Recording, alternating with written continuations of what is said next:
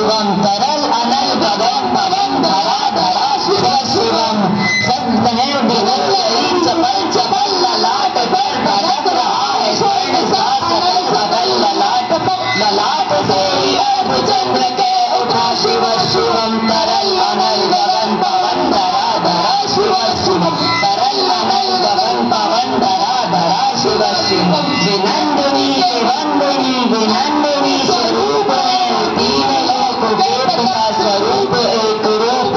कृपाल ऐसे है चित्र जप रहा शिव शिवम तरल अनल गगन पवन धरा धरा शिव शिवम तरल अनल गगन पवन धरा धरा शिव शिवम समस्त प्राणियों में उनकी ही कृपाएं बह रही भुजंग देवता के शेष मणि प्रभाएं कह रही दशा दशा शिव शिवम दिशा दिशा शिव शिवम तरल अनल गगन पवन धरा धरा शिव शिवम देव देवताओं के अनादि से गड़े हुए समस्त उनके दोल पुष्प शीर्ष पर गड़े हुए विभिन्न कामनाओं की है संपदा शिव शिवम तरल अनल गगन पवन धरा धरा शिव शिवम जो इंद्र देवता के भी घमंड का दमन करे जो वेम देवता की समस्त कामना दहन करे वही समस्त सिद्धियां वही महाशिव शिवम तरल अनल गगन पवन धरा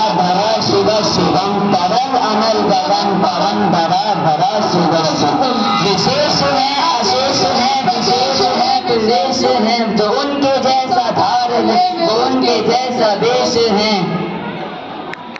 थैंक यू।